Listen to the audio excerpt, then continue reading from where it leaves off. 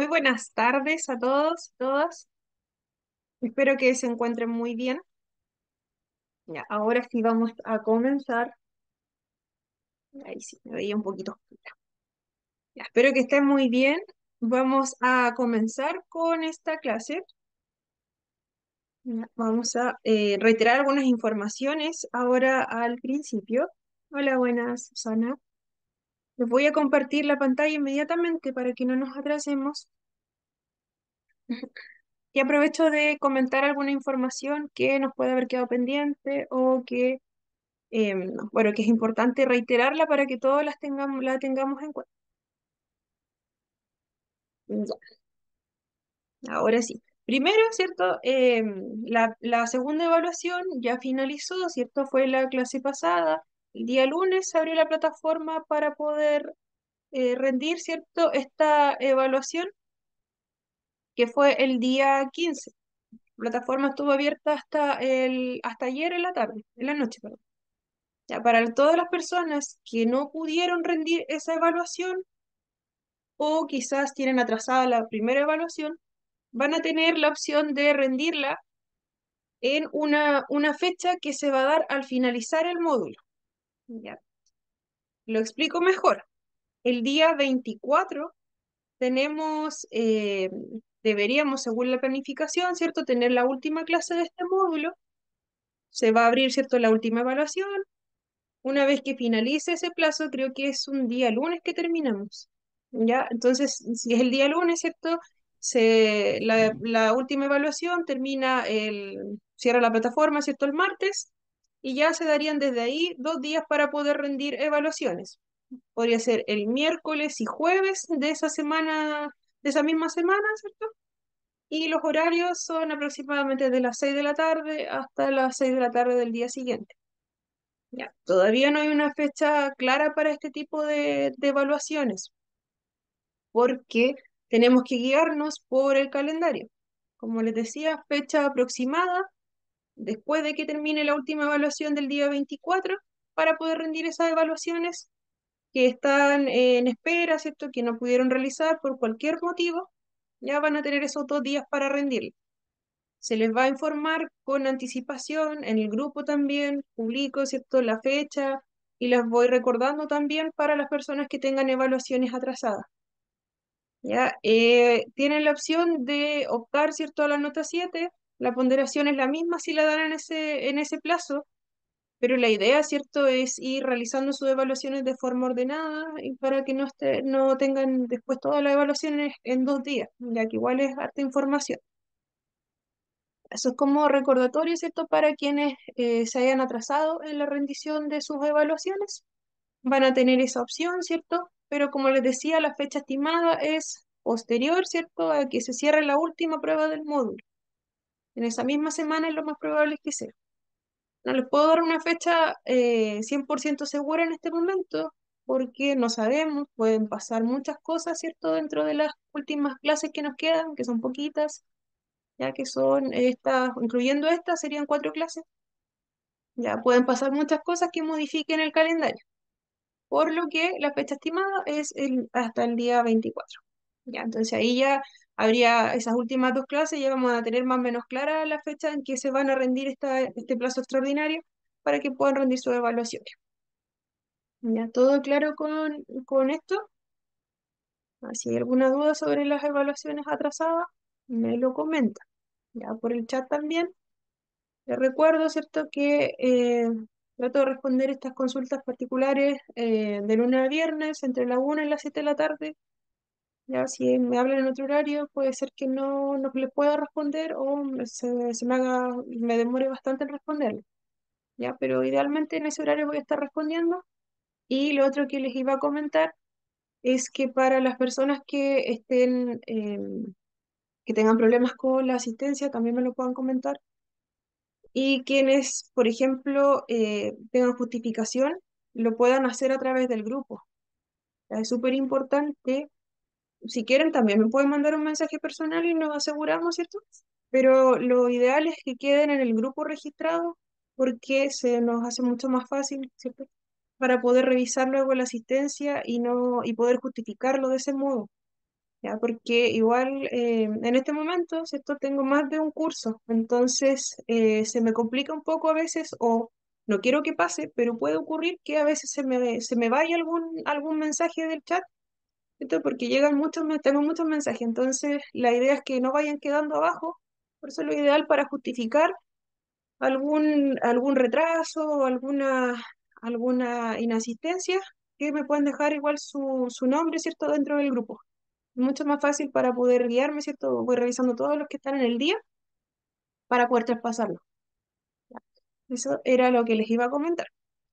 Ya. Y ahora sí vamos de lleno a lo que nos corresponde el día de hoy, que es el módulo 5 sobre las necesidades de apoyo en el espectro autista.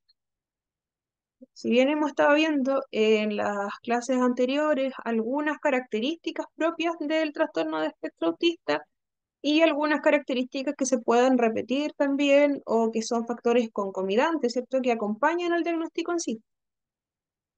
Ya, entonces, ahora, de acuerdo a esas características que las vamos a nombrar nuevamente, las vamos a ir viendo con más detalle y vamos a ir viendo también algunas estrategias que se pueden utilizar ya de una manera más transversal, como les había anticipado, ¿cierto? Que nos pueden ayudar, ¿cierto?, a afrontar el día a día cuando tengamos alguna situación, ¿cierto?, de alguna situación de crisis o, ¿cierto?, alguna descompensación, ¿cierto?, en cuanto en realidad, en cuanto a la sintomatología que aparezca. Así lo voy a ir explicando con mucho detalle. Es importante que ante cualquier duda o consulta, ya, me levanten la manito y lo vamos resolviendo en el momento. ¿Ya? Para que no vayan quedando dudas. Como les decía, ¿cierto? Vamos a trabajar sobre las necesidades de apoyo en el espectro autista. Ya, esta tablita, Profe, que disculpe. sí, Gabriela, Sí, disculpe, yo le había comentado que el miércoles estaba mi hija de cumpleaños, entonces yo me conecté para recordárselo, pero era para que usted supiera que voy a escuchar la clase mañana cuando usted la suba. ya, súper.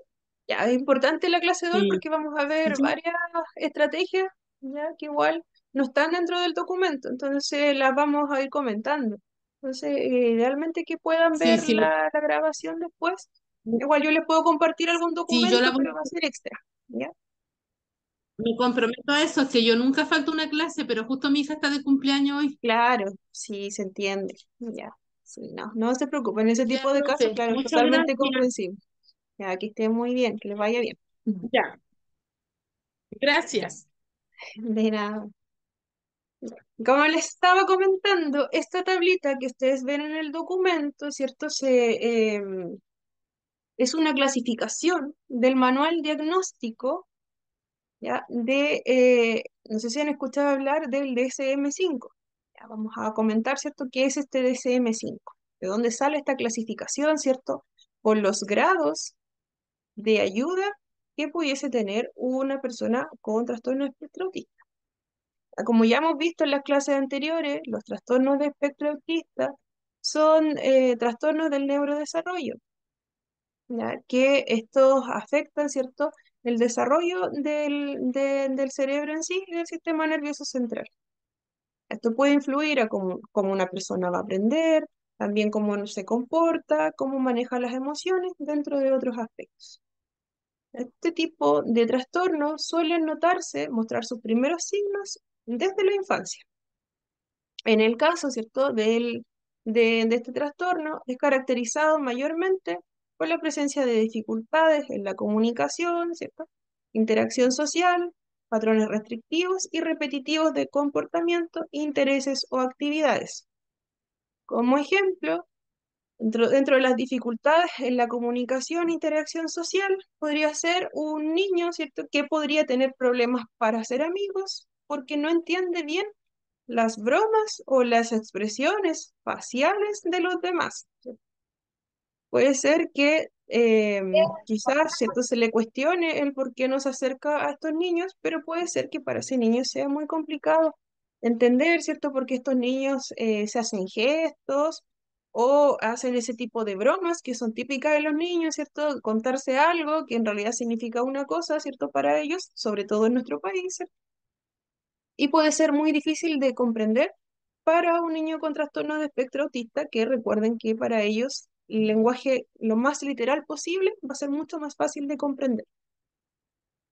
También, ¿cierto? Existen estos patrones restrictivos y repetitivos del comportamiento. Puede ser, un ejemplo, que una niña puede sentir una necesidad de alinear todos sus juguetes de la misma manera antes de dormir cada noche. Son patrones restrictivos, ¿cierto? Y repetitivos. Quizás puede ser el utilizar solo un tipo de juguetes o puede ser que este comportamiento restrictivo no sea ligado a juguetes que sean tan comunes como para el resto de los niños de su edad. Puede ser que coleccione piezas de Lego, que tenga que agrupe cierto tipo de elementos, ya cierto tipo de juguetes o cierto tipo de colores, que realice patrones. Su forma de jugar puede ser muy distinta comparada con otros niños. También los intereses o actividades limitadas, ¿cierto? Otra característica muy común. Por ejemplo, el caso de un adolescente que podría estar extremadamente interesado por los trenes. Puede pasar horas leyendo sobre ellos y hablando sobre el tema. Puede ser muy eficaz, ¿cierto? Puede mostrarse muy inteligente al saber todos los detalles de los trenes. ¿Ya? Pero va a mostrar muy poco interés en otro tipo de actividades o otro tipo de temas. Ya puede ser que nosotros queramos conversar sobre otro tipo de vehículos y puede ser que tenga cero interés y que continúe con su mismo tema. Como les comentaba, volviendo a esta tablita, el DSM-5 que les nombraba es un manual diagnóstico y estadístico de los trastornos mentales. ¿Ya? El hecho de que sea 5 es que está en su quinta edición. ¿Ya? Es un libro que se usa a nivel mundial, ¿cierto? Y también en nuestro país. Ya lo utilizan médicos y especialistas en salud mental para identificar trastornos mentales y también para clasificarlos. Como es una guía que es Profesora, súper... disculpe, ¿puede repetir que se me fue el internet? Disculpe. Ah, ya. De, ya, no sé. Delete. Ya, del DSM-5. Ya que esta tablita les decía que Sí, viene es una clasificación de un manual diagnóstico y estadístico de trastornos mentales, que abreviado es DSM-5. Si ustedes lo quieren revisar, ¿cierto? Igual es súper interesante, es un libro gigante, pero lo pueden encontrar en internet. Aparecen clasificaciones, ¿cierto? De toda la sintomatología que puede tener una persona con algún trastorno de salud mental. Es un libro gigante, es súper interesante, pero como les decía, solo clasificaciones. Y dentro de este libro aparecen características propias del trastorno de espectro autista y también establece estos grados. Ya es un libro ampliamente difundido dentro de la salud mental, ya porque describe síntomas y criterios que se deben cumplir para diagnosticar diferentes problemas de salud mental, los había dicho. También aparecen la depresión, ansiedad, autismo, entre muchos otros. Si ustedes lo revisan, ya van a encontrar muchas características, ya pueden autodiagnosticarse, pero no es la idea, ya porque igual es muy amplio, ya tiene muchos criterios. Este manual, ¿cierto? Se usa principalmente, eh, bueno, en todos los países, ¿cierto? Y sirve también para asegurarse de que los diagnósticos sean mucho más precisos entre todos los profesionales, ya por eso es de carácter mundial, ¿cierto? Porque si lo revisa una persona en otro país, va a coincidir también con lo que está viendo el profesional de otro sector, ya por eso es como se maneja, ¿cierto? A nivel de salud de manera global, ya. Es uno, ¿cierto?, de los sistemas que se utiliza para clasificar y diagnosticar el autismo. Especialmente en ese manual se clasifican a las personas con trastorno de espectro autista, con ese término. Ya de ahí sale la palabra TEA, ya, por la clasificación de ese manual. Ya, además, ¿cierto? Hay otro manual que es el CIE 11, pero no vamos a ver eso porque igual ahí es una clasificación que tiene la Organización Mundial de la Salud. Quizás si ustedes revisan alguna información les va a aparecer también que es extraído de ese documento, ya que es el DSM-5, perdón, es el CIE 11 o quizás le va a aparecer el CIE 10, ya, pero es una versión más antigua solamente. Ya, pero si es de alguna información de esos dos documentos, ya es información válida a nivel mundial. Ya, porque el CIE 11 igual proporciona criterios diagnósticos, al igual que el DSM-5, también incluye códigos. Es un poquito más difícil de revisar, ya que son mucho más específicos. Ya, ambos textos se utilizan para la clasificación. Ya, pero el que es mucho más simple y mucho más conocido, ¿cierto? Sobre todo acá en Chile, es el DSM-5. Pero no se asusten si encuentran material, como les dije, del CIE 10 o CIE 11, porque igual es válido. Este DSM-5, como les decía, proporciona criterios específicos que deben ser evaluados por profesionales de salud mental, como psicólogos, psiquiatras, ya también hay mucho que tiene que ver, ¿cierto?, el neurólogo para poder diagnosticar y determinar si una persona cumple con los requisitos para ser diagnosticada con este trastorno de espectro. En la actual clasificación, el DSM-5, que es este Manual Diagnóstico y Estadístico de Trastornos Mentales, establece esta graduación, ¿cierto?, de la gravedad de síntomas, siendo el grado 1 el que necesita ayuda, ¿cierto? Sería como el más leve. Ya, el grado 2 necesita ayuda notable y en grado 3 que necesita ayuda muy notable. Para efectos de diagnóstico, también se debe especificar si presenta algún déficit intelectual la persona que está siendo evaluada, si existe algún deterioro en el lenguaje que acompañe a este diagnóstico y si está asociado también a cualquier otra afectación médica o genética o a otro factor ambiental, ¿ya? Em, según el SM5, ¿cierto? Es importante especificar todos los detalles que vayan a acompañar al cumplimiento, ¿cierto?, de estos criterios que se establecen, ya que sean adicionales, ¿cierto? Y, ¿cierto? Porque también esto va a servir, ¿cierto?, para tener un tratamiento mucho más personalizado a la hora de revisarlo, ¿cierto? No solamente que cumpla con todos los criterios, ¿cierto?, que sería en este caso la sintomatología, ya también para poder entender este pronóstico, también para poder adjuntar, ¿cierto? No solamente entregar el diagnóstico, sino que también entregar un informe que sea un soporte para poder, ¿cierto?, llevarlo a los establecimientos educacionales, ¿cierto? También para llevar al contexto clínico, con qué profesionales debería estar apoyada esta persona que acaba de ser diagnosticada. Ya es súper importante que en el momento en que se realice, ¿cierto?, este diagnóstico, se realice también este informe y también se diga si es que existen otras características ya que sean propias del trastorno, que hay algunas que son bastante comunes y que acompañan la mayoría de las personas con trastorno de espectro autista, o también otro tipo de factores, ¿cierto?, que vayan a requerir ayuda, por ejemplo, en el contexto educativo. Ya también especificar, ¿cierto?, estos aspectos diagnósticos permite un enfoque claramente mucho más completo y ajustado a la persona, facilitando el manejo y la atención que vaya a tener esta persona con trastorno de espectro autista. Hay hay muchas condiciones médicas o diagnósticos que se asocian al trastorno de espectro autista. De ahí también van algunas características que son propias o que vemos mayormente en cada uno de los trastornos, en cada una de las personas diagnosticadas, ¿cierto? Se asocia mucho a los trastornos del sueño.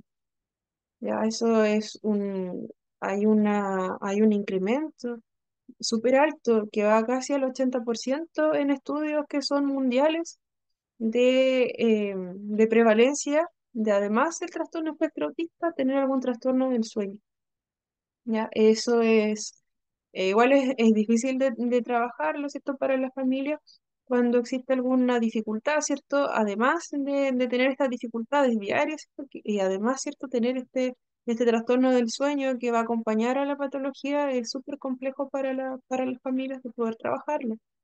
También hay problemas gastrointestinales asociados, trastornos de ansiedad, ¿ya?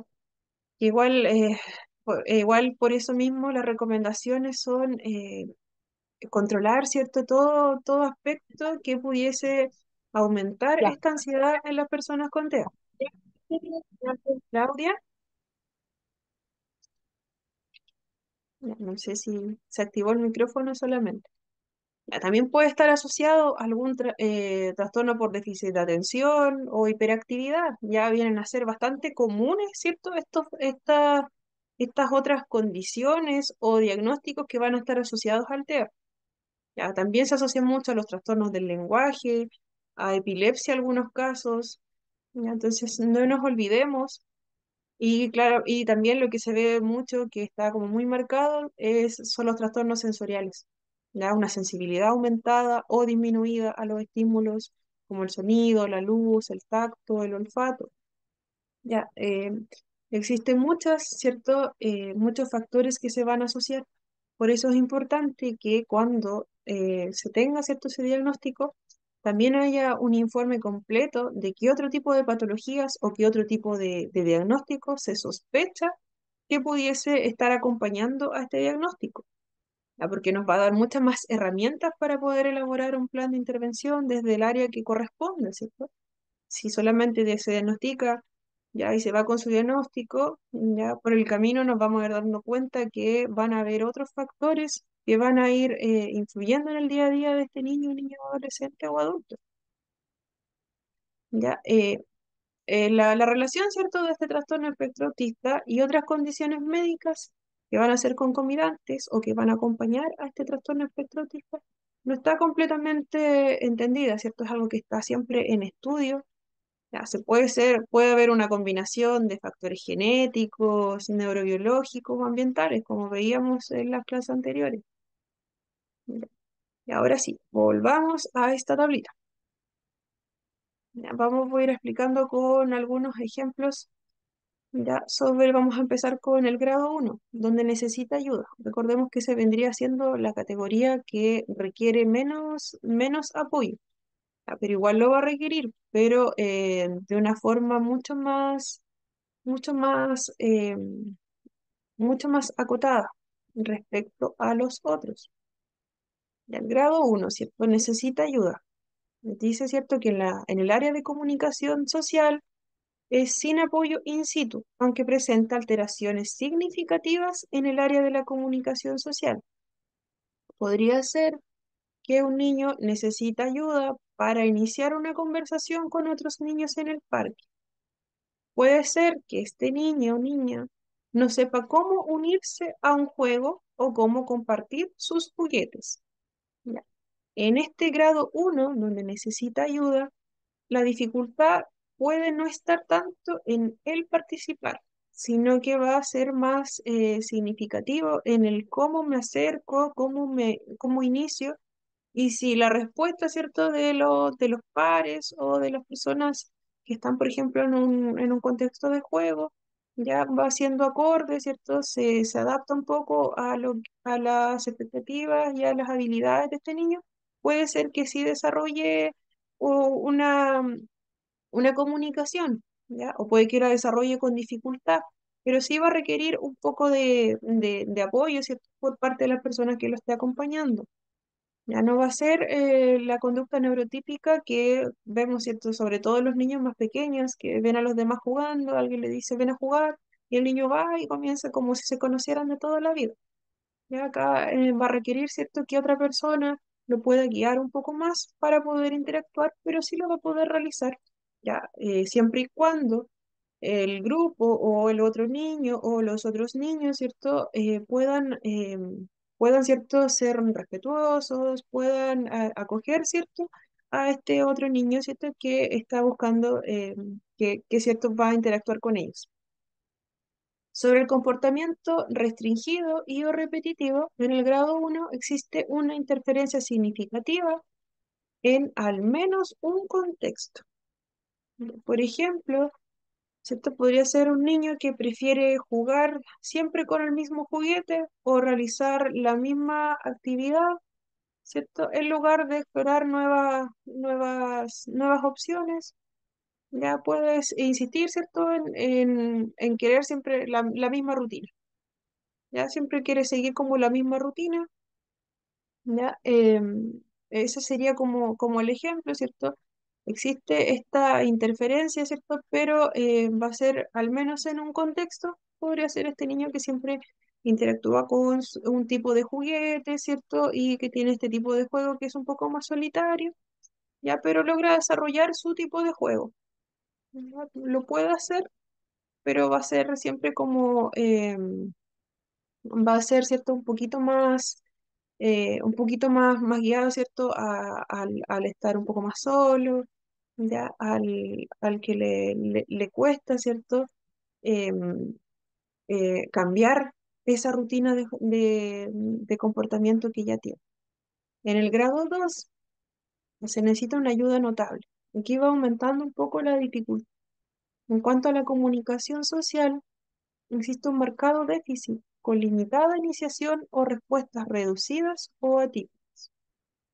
Por ejemplo, un niño puede hablar con otros, pero necesita ayuda para entender las bromas que se hagan o los sentimientos de las personas.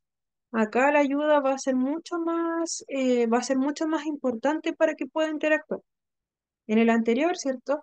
Existía quizás algún tipo de apoyo para poder iniciar el contacto social. Acá, ¿cierto? Hay un marcado déficit. ¿Ya? Acá la iniciación va a ser muy poquita, ya va a haber va a necesitar bastante apoyo para poder interactuar con los demás, teniendo cierto también cierto puede tener dificultades para tener una conversación fluida, que en el caso anterior igual se podía dar, ¿cierto? Si había alguien que podía estar como pendiente, ¿cierto? O si el contexto, ¿cierto? De los otros niños o pares, ¿cierto? Era favorecedor, se podía dar que existiese una interacción y una comunicación. En este grado 2, ¿cierto? La respuesta, ¿cierto? Va a ser mucho más limitada. Puede haber mucha dificultad en cuanto a entender, ¿cierto? Todas las bromas que estén haciendo los padres. ¿Ya? Va a requerir bastante más apoyo para poder continuar, ¿cierto? Participando y ya no va a ser tan fluida la conversación. En cuanto a los comportamientos restringidos y o repetitivos, existe una interferencia frecuente relacionada con la inflexibilidad y dificultad del cambio de foco. Un ejemplo, un niño puede tener intereses muy específicos y hablar constantemente sobre ellos. Por ejemplo, ¿cierto? Vamos a poner de nuevo el tema de los dinosaurios. Ya, va a saber mucho de los dinosaurios, va a hablarnos todo el rato de los dinosaurios, nos va a contar toda la historia con mucho detalle, ¿cierto? Y todas las características que tengan. Ya, también, pero no va a prestar atención a los intereses de los demás. Ya, simplemente eh, su tema va a ser el predominante. Ya, también puede tener algún ritual diario, ¿cierto? Que debe seguir de una manera muy precisa. ¿Ya? Una rutina como muy marcada que va a realizar tal actividad y todos los días va a ser lo mismo, como el mismo horario. Antes de salir de la casa, por ejemplo, al volver, tienen que hacer esta misma rutina. Y el grado 3 ahí existe una necesidad de apoyo que es muy notable. Ya. En cuanto a la comunicación social, ya esta va a disminuir al mínimo. Ya. Por ejemplo, un niño necesita ayuda constante para interactuar con otros. Y acá se puede evitar, ¿cierto?, el contacto social y puede no responder cuando se le habla directamente. Para algunos niños con trastornos de espectro autista, hacer contacto visual, ¿cierto?, puede ser muy incómodo. El contacto visual, ¿cierto?, implica interpretar, responder a las expresiones faciales y a las emociones que tienen los demás, lo que puede ser muy difícil para una persona con trastorno espectro autista. Además, ¿cierto?, puede preferir enfocarse, ¿cierto?, en otros estímulos sensoriales o actividades que le resulten mucho más interesantes. Por lo tanto, ¿cierto?, eviten este contacto visual para evitar todas estas sensaciones que le produce el estar ahí. Ya, el mirar puede ser muy incómodo. Entonces, ¿cierto? Claramente, ¿cierto? Acá tenemos el caso de un niño que puede parecer que no está atendiendo lo que nosotros le estamos diciendo. Puede ser muy difícil llamar su atención, ya, a simple vista, ¿cierto?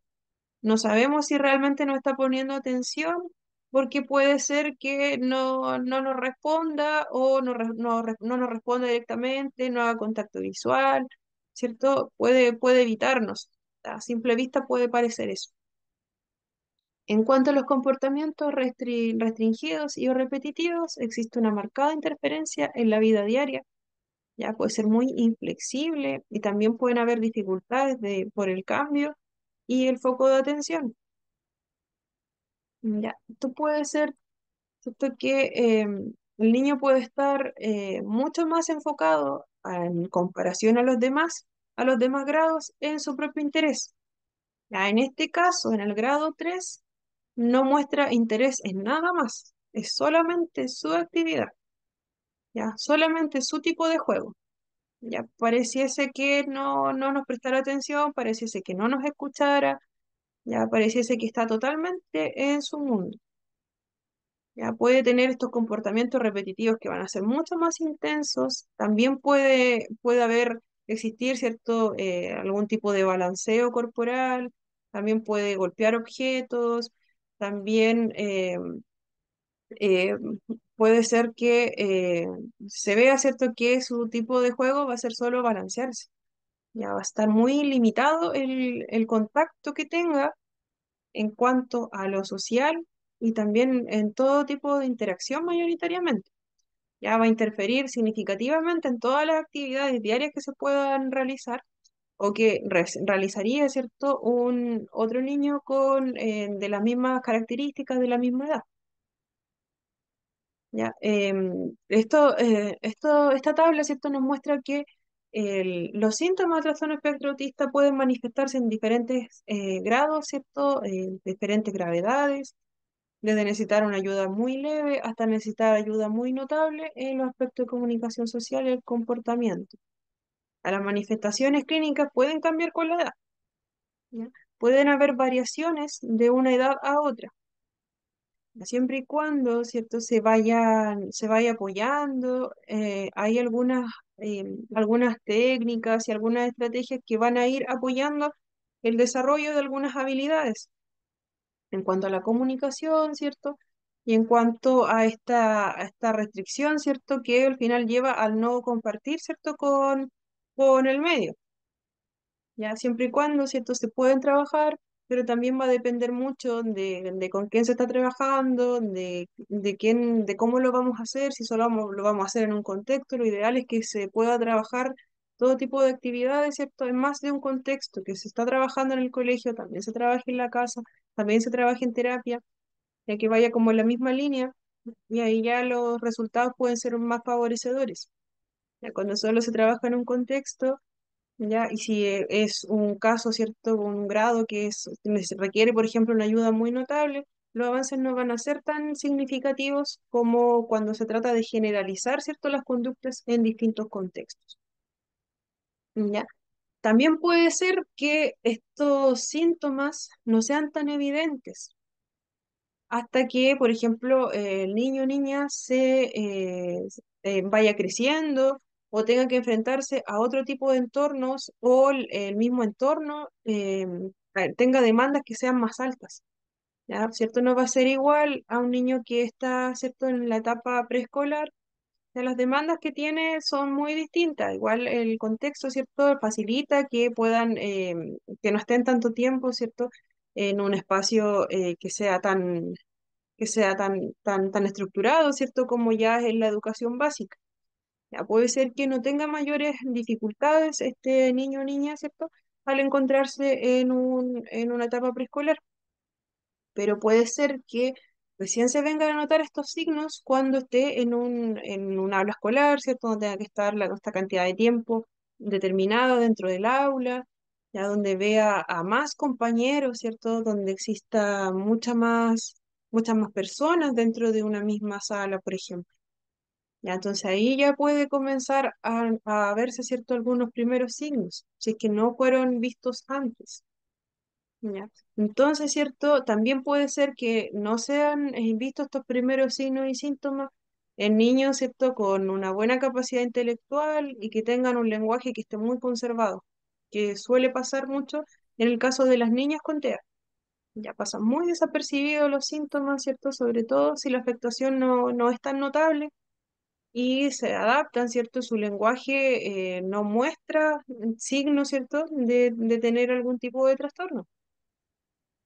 Ya, también ciertos niños pequeños, los motivos de derivación, ¿cierto? Pueden ser por retraso del desarrollo psicomotor, ¿cierto? Porque sabemos que en el desarrollo psicomotor, desde que son muy bebecitos, ¿cierto? Van pasando de una etapa a otra, ¿cierto? De bebés son mucho más, están como acurrucaditos, ¿cierto? Luego se empiezan a estirar, luego comienzan el balbuceo, ¿cierto? Hay distintas etapas que se van cumpliendo de acuerdo a los meses que se tengan. ¿Ya? Pero algunos pueden pasar como muy desapercibidos, como les decía. ¿Ya? Entonces, ¿cierto? En estos niños pueden ser derivados por un retraso en el desarrollo psicomotor, por un retraso en el lenguaje, los pueden derivar también porque se vean muy irritables, porque tengan alguna alteración de la conducta, o ya cuando derechamente sospecha de TEA, y ahí recién pueden llegar, ¿cierto? A ver, ¿cierto? Si cumplen con estos criterios para ser diagnosticados. Ya. También, ¿cierto? Ya, como le decía, pues, desde que son muy bebecitos, me faltaba nombrar que em, desde que son más pequeños, ¿cierto? Lo que más se puede evidenciar, que no es en todos los casos, es esta falta de contacto visual con los cuidadores, ¿cierto? Con las personas más directas, los padres, madres, ya, abuelos. La ausencia de sonrisa también es un factor que puede llevar, ¿cierto? A buscar, ¿cierto? Ayuda profesional también, porque recordemos que aproximadamente a los 3 meses los bebés suelen sonreír. Y aquí es muy marcado el que no sonría cuando existe alguna dificultad. Se suele asociar mucho, ¿cierto? Y se trata de estar, ¿cierto? Muy atento a los síntomas cuando ocurre esto. También cuando hay una ausencia en el balbuceo, ¿cierto? O algún retraso en el lenguaje, desde que son muy pequeñitos, ¿cierto? Los bebés empiezan a balbucear, tratan de imitar, ¿cierto? Dar estas primeras palabras, pero cuando ya van siendo más grandes y no existe este balbuceo, o es muy leve, o no existe una intención, ¿cierto? Del balbuceo, ya es un signo de alerta. Ya cuando son más grandes, ¿cierto? Si no responden a su nombre. Así, igual es otro signo que igual es súper importante que un niño, ¿cierto? Ya no responda a su nombre, si el papá, la mamá lo llama, ¿cierto? No hay respuesta, ya eso ya es materia de estudio. Ya también, ¿cierto? Cuando ya no existe ninguna imitación de los sonidos que hacen los adultos o los otros niños, si no hay ninguna imitación de las palabras, ya también si existe algún comportamiento repetitivo o estereotipado, se le llama. Si existen movimientos que sean muy repetitivos, quizás, por ejemplo, el aleteo de los brazos, si es muy marcado el balanceo del cuerpo, ya, quizás un niño que su juego, ¿cierto?, es solamente balancearse, ya pudiese ser algún signo de alerta, ya. Pero para eso, ¿cierto?, hay que descartar todos los otros demás trastornos o diagnósticos que puedan haber. Es solo uno de los signos que se puede dar y no se dan todos igual. Y como les decía, igual puede ser que un niño tenga un desarrollo típico, ¿cierto? Normal, que cumpla con todas las etapas, pero de un momento a otro puede retroceder. Ya eso se da en casos como muy graves. También, ¿cierto? Estar muy atento a las reacciones que sean muy extremas en cuanto a los estímulos sensoriales. Ya cuando las luces son brillantes, ¿cierto? O a los sonidos muy fuertes, están estos niños que se irritan muy fácilmente, que se tapan los oídos. Puede ser algo normal, ¿cierto? Puede ser algo heredado genéticamente, quizás sus abuelos, sus padres fueron así, pero también puede ser una señal de alerta. Mm, Continuamos. Ahora sí, nos viene, ¿cierto? Todo lo que son estrategias que se pueden utilizar. Recordemos que las estrategias que se utilizan ya son, las que voy a mostrar ahora son como más transversales. Ya no es que podamos aplicar todas a un caso particular y tampoco es que todo le vaya a servir a todos, ¿ya? Cuando nosotros conozcamos a nuestros niños, a nuestros adolescentes, ya con las personas que estemos trabajando o interactuando, Ya vamos a poder ir identificando, ¿cierto? También lo que nos digan los demás profesionales, ¿cierto? Del establecimiento y la información que tengamos de los cuidadores o de los padres. Y recién vamos a saber qué es lo que puede estar, qué tipo de crisis pudiese tener este niño, qué clase de materiales pudiesen ocasionar este tipo de crisis.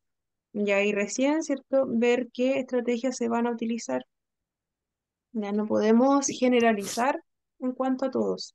Romina, Romina, no, era solamente se activó el micro. Ya no podemos generalizar en todas las estrategias que se vayan a utilizar. Sí es importante conocerlas, ya existen muchas, pero ya cuando nosotros enfrentemos y conozcamos alguna situación, y conozcamos las necesidades que vaya a tener ese niño o niña en específico, ya vamos a poder utilizar algunas o vamos a ir graduándolas, ya, pero así lo vamos a ir viendo. Ya, las crisis por sobrecarga sensorial se denominan shutdown y meltdown. Ya, esta clasificación es una clasificación que es propia del trastorno de espectro autista. Ya, ¿qué significa este shutdown? Creo que esto, bueno, esos cuadritos si quieren le sacan foto. Ya eso no está en el documento. Ya, pero igual se los voy a comentar acá, pero para que lo tengan claro, ¿cierto? La diferencia entre cada uno de estos. Ambos, ¿cierto? Ambos apuntan a una crisis por sobrecarga sensorial. Ya es un término que, que describe, ¿cierto? Una situación en que la persona, especialmente alguien con trastorno de espectro autista, se ve abrumada por estímulos sensoriales, como pueden ser sonidos, luces brillantes, olores muy intensos, entre otros, ¿cierto? Pueden haber muchos factores que puedan gatillar una de estas crisis por sobrecarga sensorial. Esta sobrecarga puede llevar a dos tipos de respuesta, que son las que están acá. Los shutdown ya se pueden interpretar como un colapso. Ya se refiere, ¿cierto?, a un estado en que la persona se cierra emocionalmente y mentalmente. Es mucho más difícil poder identificar cuando ocurre un shutdown, ¿ya? Porque es algo, un proceso mucho más interno. No es tan fácil de identificar cuando ocurre ese tipo de crisis por sobrecarga. No así, ¿cierto? El meltdown, ya que esa se interpreta como la crisis como tal, la que se puede ver. Es una reacción más explosiva y visible. El típico ejemplo que les puedo dar, ¿cierto? Es cuando vemos, que creo que casi todos hemos visto, que por ejemplo, estamos en el mall, ¿cierto? Les había mostrado un video sobre eso. Que estamos en el mall y vemos que algún niño o niña, ¿cierto? Está haciendo una especie de pataleta o está llorando mucho, está muy agitado. Ya algunos pueden hasta golpearse a sí mismos. Ya, eso podría ser un meltdown, ya que ya es algo que podemos ver. Algunos lo interpretan como pataleta.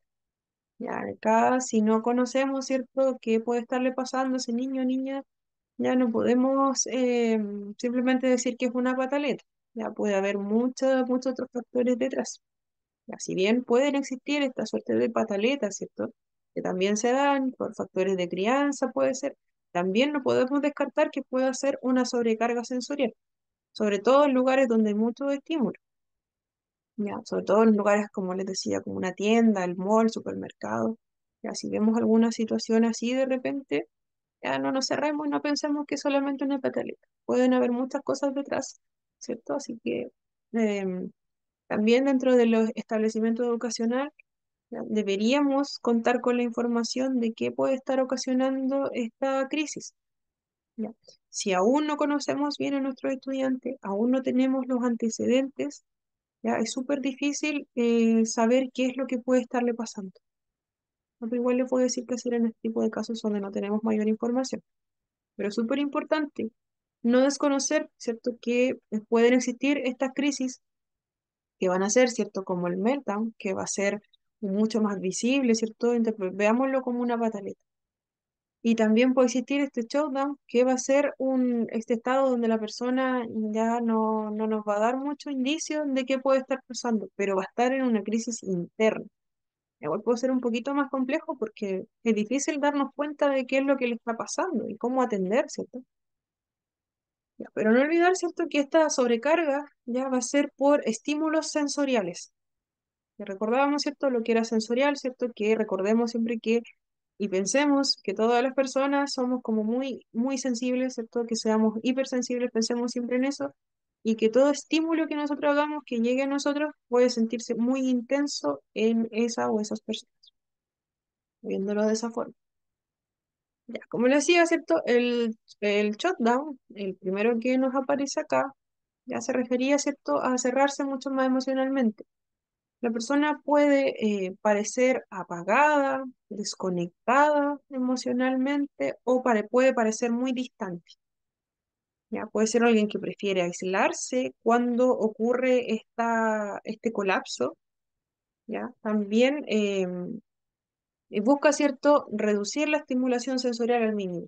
Podemos ver, ¿cierto?, si nosotros ya conocemos o estamos, por ejemplo, en una actividad en el colegio, y vemos, por ejemplo, un acto, ya suben la música, parlantes, todo, y vemos que uno de nuestros estudiantes corrió, ¿cierto? Se fue a un lugar, ¿cierto? Se trató de alejar, ya nadie sabe por qué, ya puede ser que esté sufriendo una crisis por sobrecarga sensorial, ¿cierto? Solo que no vamos a ver, ¿cierto? Que puede estar como llorando, ya o con un comportamiento muy agitado, sino que vamos a ver que esta persona que se aisló, ¿cierto? Que no quiere hacer contacto con nadie, podemos ver ese tipo de reacción como ejemplo, ¿ya? En cambio, no, en cambio, ¿cierto? El meltdown, que va a ser esta reacción explosiva, ¿cierto? La persona, ¿cierto?, puede perder el control emocional, puede manifestarse con llanto, con gritos, con golpes, incluso con comportamientos que sean agresivos. La persona, ¿cierto?, puede sentirse abrumada y perder esta capacidad de regular sus emociones. Y acá es todo lo contrario, acá vamos a ver signos muy claros, ¿cierto? Ocurre el estímulo y vamos a ver un descontrol. Pueden haber muchas de esas situaciones. Quizás puede ser un llanto descontrolado o puede ser un llanto más sutil, ¿cierto? Pero va a ser alguien que va a estar como la imagen, ¿cierto? Que como que no quiere nada. ¿Ya? Estas respuestas, ¿cierto?, son mecanismos de defensa ante esta sobrecarga sensorial, ¿cierto? Y pueden ser especialmente comunes, ¿cierto?, en personas con trastorno espectro autista, porque esta sensibilidad sensorial va a ser mucho más aguda que en la población general o la población neurotípica. Es importante, ¿cierto?, entregar el apoyo adecuado para cualquiera de estas situaciones, ya no anticiparnos mucho. Ya, yo creo que vamos a quedar hasta aquí para dar el break, para terminar después de comentarle esto y después nos de lleno con las estrategias, ya, para que no quede como esta partecita tan pendiente. ¿Ya? Después vamos a hablar sobre algunas similitudes nomás y diferencias del término y nos vamos de lleno a las estrategias, ya, para que no quede ahí como en paréntesis o no se haga un corte. Ya, así que hasta aquí quedamos ahora. Ya, faltan, vamos a tomar 20 minutitos. A la vuelta, las consultas, ya todo comentario. Y cuando terminamos de ver esto, y vemos de lleno estrategias. Así que a 20 minutos a las 8:10 volvemos.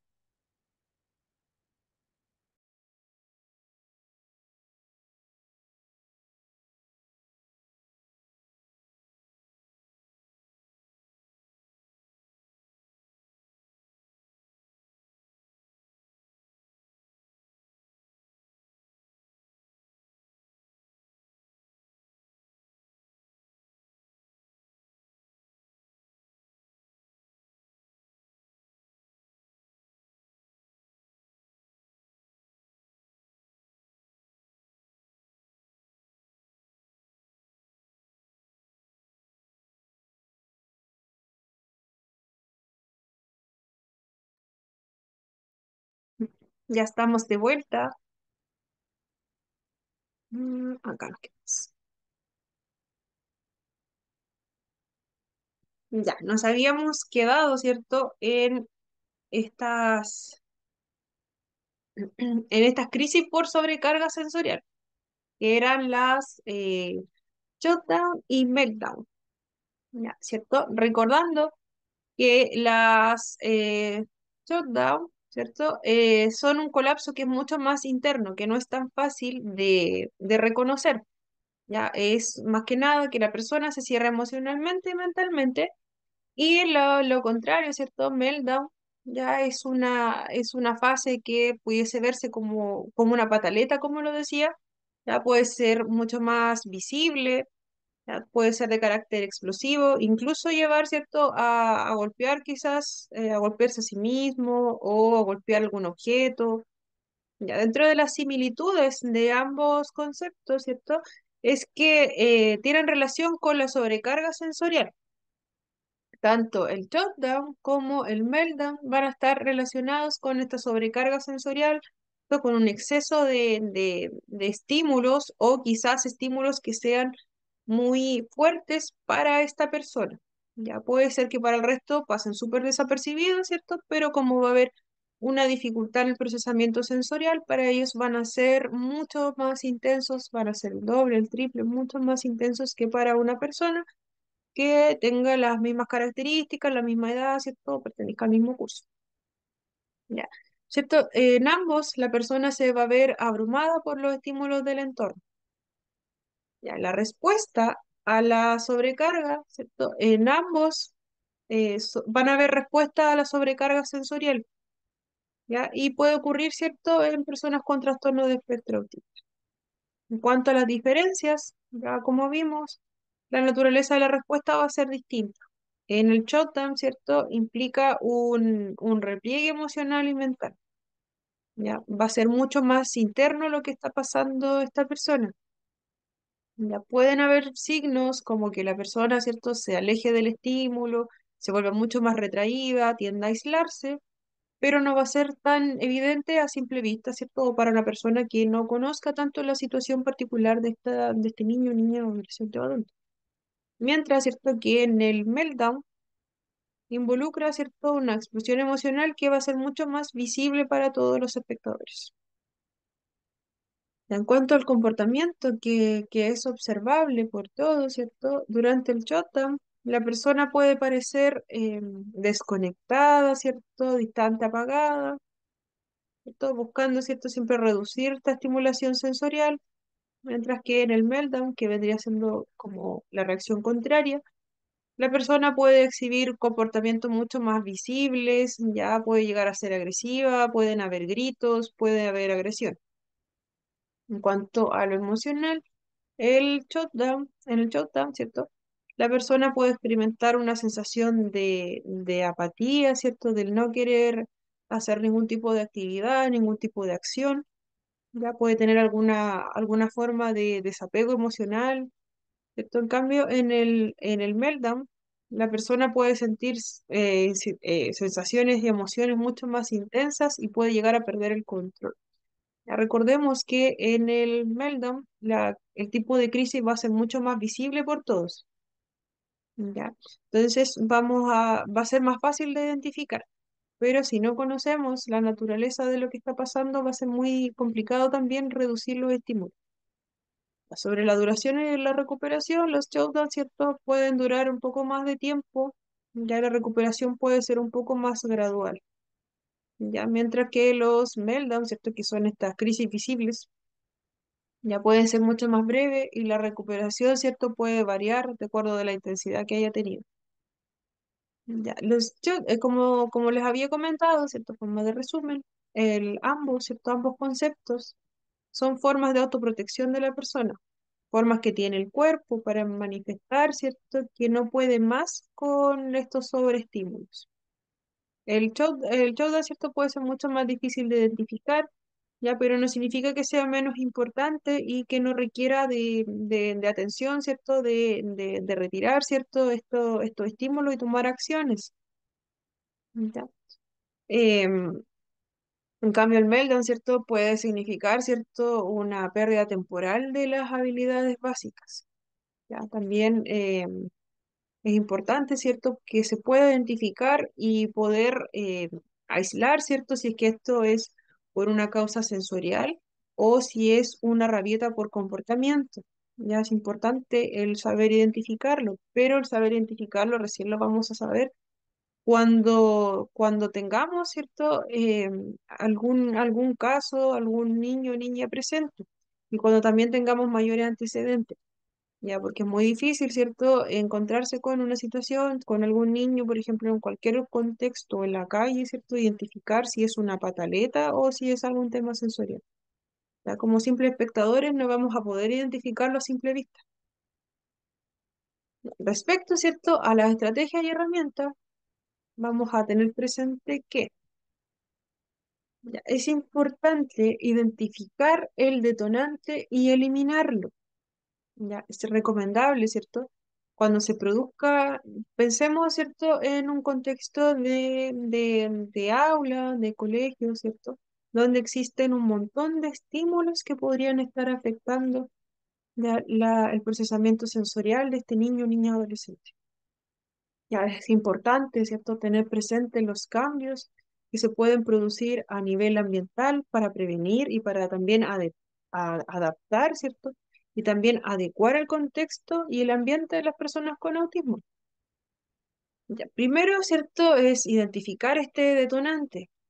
Ya, un estudiante con autismo puede experimentar una sobrecarga sensorial, por ejemplo, durante una actividad que se realice en el aula, donde se pongan, por ejemplo, luces brillantes o se pongan parlantes, ya cuando hayan ruidos como muy fuertes, ya, y también haya mucho estímulo visual, ¿cierto? Si hay quizás algún tipo de actividad dentro de la sala, por ejemplo, un cumpleaños, algo así, donde se ponga música o se hable con micrófono, ¿ya? Y también puede ser uno o todos, ¿ya? También puede haber eh, quizás poner estas luces, ¿cierto? Para el ambiente o quizás decoración, ¿cierto? Globos, el roce de los globos también puede ser un detonante. Entonces, una vez, ¿cierto?, que identificamos qué es lo que puede estar ocurriendo, ¿cierto? El paso siguiente es apagar todas estas luces adicionales, claramente, reducir este ruido ambiental, cualquiera sea el estímulo que si tenemos conciencia, ¿cierto? Si sabemos y conocemos a nuestro estudiante, tomar, ¿cierto? Tomar, ¿cierto?, los resguardos para no llevarlo a esta situación. Ya, por ejemplo, si vamos a realizar este cumpleaños, ¿cierto? Dentro del curso, ya realizarlo con otro tipo de decoración, quizás no utilizando micrófono ni parlante, quizás realizándolo en un espacio libre, ya tomando todos los resguardos posibles. Y así ya conocemos a nuestro estudiante. En el caso de que no lo conozcamos, ya que no tengamos mayores antecedentes, claramente la indicación es bajar, eliminar cualquier tipo de estímulo que no haya estado antes. Ya, porque si vemos que nuestro estudiante puede compartir con sus compañeros en un día, en una jornada común, ¿cierto? Se mantiene en el aula, si no hay mayores distractores, ¿cierto? Puede permanecer súper bien en el aula. Ya, pero justo cuando se nos ocurrió prender la luz, ya nuestro estudiante puede ser que haya querido salir de la sala o se haya escondido, ¿ya? O se haya tapado la cabeza, ya quizás puede estar con un comportamiento muy retraído, ya eso apuntaría, ¿cierto?, a que está teniendo una crisis, pero no es una crisis de estas que les nombraba, ¿cierto?, que eran más explosivas, sino que es una de las crisis, ¿cierto?, que va a ser mucho más emocionales. Ya en ese tipo de casos, si identificamos esto, ya eliminar completamente ese estímulo y apagar esa luz que puede ser en el ejemplo. ¿Ya? O podemos ver lo contrario. Se encienden estas luces de colores, ¿ya? Y podemos ver que nuestro niño o niña comienza a llorar, se tira al piso, ya puede empujar a alguien, ya tenemos esta conducta que va a ser mucho más agresiva, quizás se vea a simple vista. Ya, igual en ese caso, primero va a eliminar el estímulo. si no sabemos qué es lo que puede haber ocurrido, así puede ser que en un momento a otro, si no tenemos como tanto estímulo, es un día común, ¿cierto? En el aula, con los mismos materiales que hemos trabajado siempre, ya no existe ningún otro color, nada distinto, ya, y ocurre algún tipo de crisis de este tipo, puede ser que también haya ocurrido alguna situación con algún compañero, ¿ya? Si no estamos tan pendientes, ¿cierto? Puede haber sido que algún compañero le mostró algún material, algún color, que quizás o alguna textura, o alguna comida, ya que con un aroma muy intenso, también se puede dar esa situación, ¿ya? Lo importante es que ya cuando conozcamos qué puede haber gatillado la situación, eliminarlo de inmediato, ¿ya? Si no tenemos claro qué fue lo que ocurrió, lo mismo, ya tratar de bajar, ¿cierto? El ruido de los niños, ya cualquier otro gatillante que pueda haber, bajar el ruido, ¿cierto? Tratar de mantener la calma en el momento, porque no sabemos bien qué puede haber pasado. Eso es como es lo primero, ¿cierto? Que se puede hacer, ¿ya? Em, Puede ser cualquier tipo de imagen, recordemos, cualquier intensidad de colores, puede ser un color en específico, puede ser algún cuaderno quizás, de estos que vienen como con muchos colores y muchos brillos, también pueden ser gatillantes, o algún lápiz que sea como muy llamativo, quizás estos lápices que tienen como pelitos, ¿ya? Todo eso puede ser gatillante, ¿ya? Si no conocemos el comportamiento sensorial de nuestro compañero, hay unos lápices, ¿cierto?, que tienen como pelito arriba. Ya puede ser que haya tomado este lápiz ya de algún compañero, lo haya tocado y haya sentido como una sensación como muy amplia. Entonces, después ya podemos indagar, ¿cierto? Pero lo primero es alejarlo de esos estímulos o disminuir esos estímulos en caso de que sean luces, ruido, textura, cualquier aroma, alguna comida quizás que ingresó al aula por alguna otra persona, ya quizás algún alimento que compró fuera, no sabemos. Entonces lo importante es quitarlo de ahí, ¿ya? Que no, o sea, quitar el estímulo, perdón.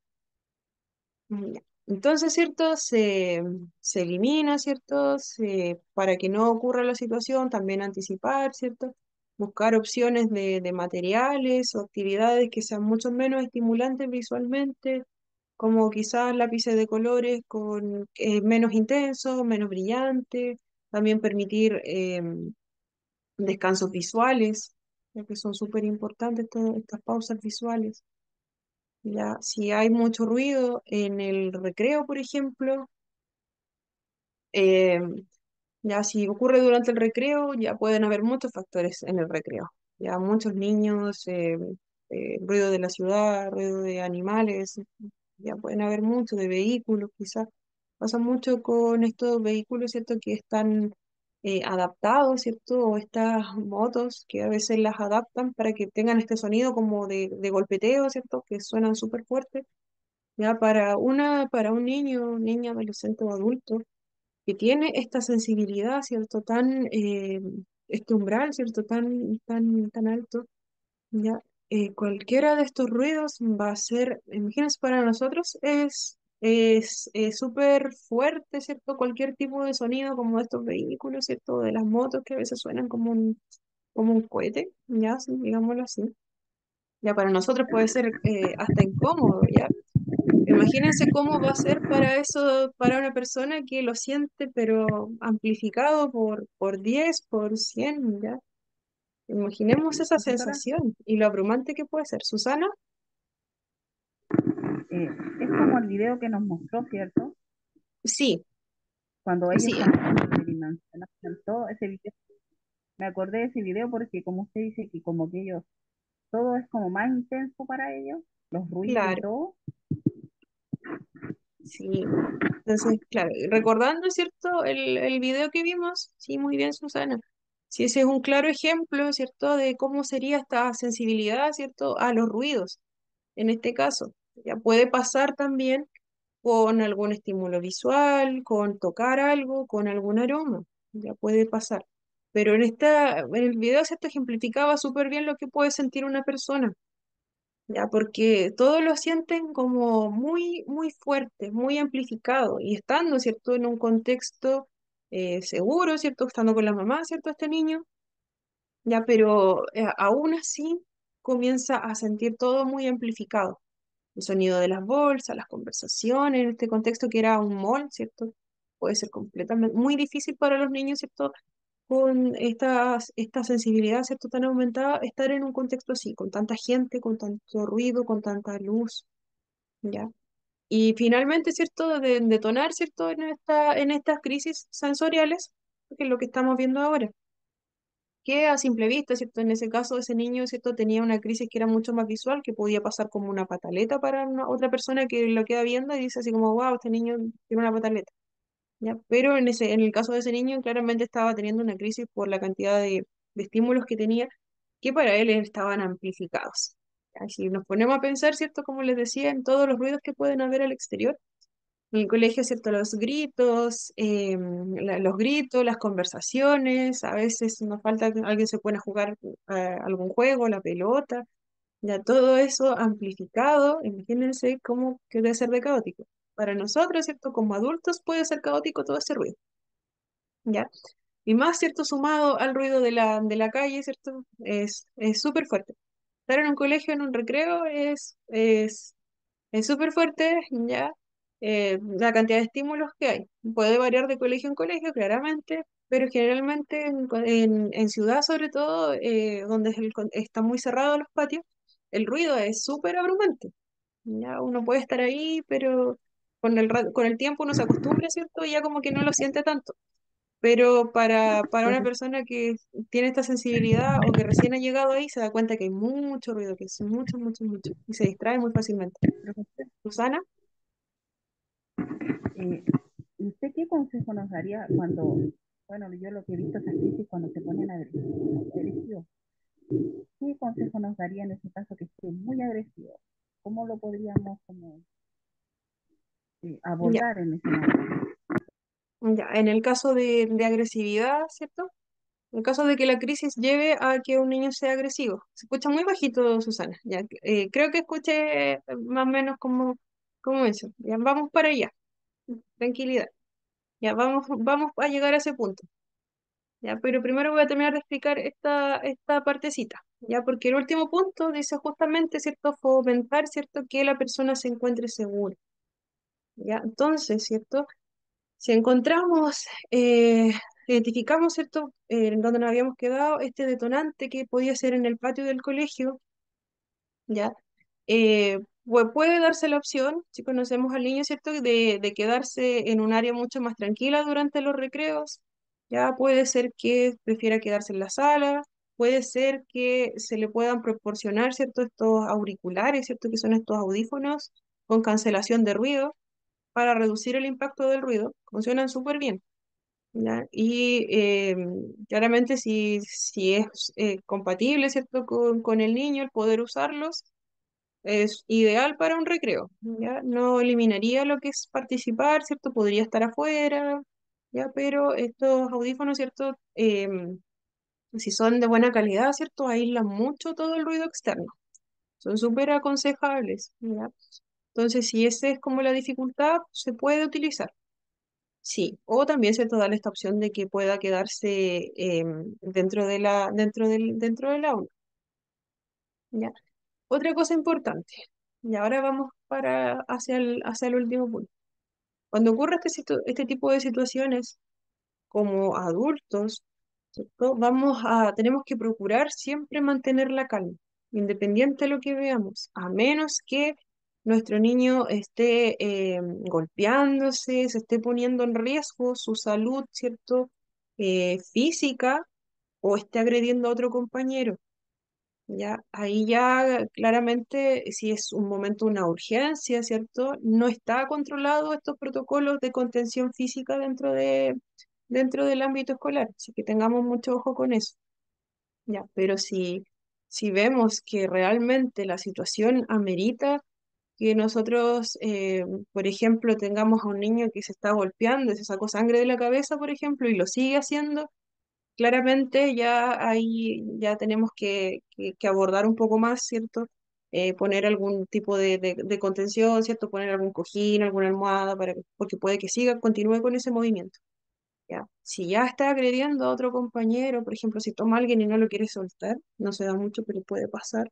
Ya igual si se está poniendo en riesgo la otra persona, claramente ahí ya tendríamos que aplicar otro tipo de protocolos, ya que fuesen quizás algún tipo de contención un poco más física.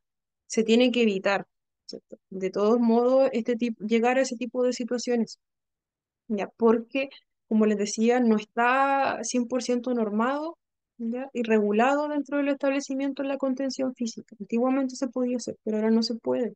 Entonces puede ser muy complejo para uno, ¿cierto? El llegar a tocar, ¿cierto? Algún estudiante, ya comprendiéndose que la situación lo amerita, ya puede ser muy complicado para uno como adulto, ¿ya? Entonces la idea es que no interferir, ¿cierto? No tener dificultades después con los apoderados, ¿cierto? Porque no sabemos a qué apoderados nos vamos a encontrar también.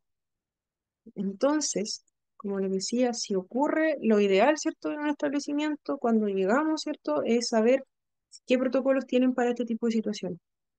Conversarlo de inmediato con el establecimiento, con los encargados, ya, porque por lo general, si es que ocurre este tipo de situaciones internamente en el colegio, van a tener a la persona asignada para hacerlo, ¿ya?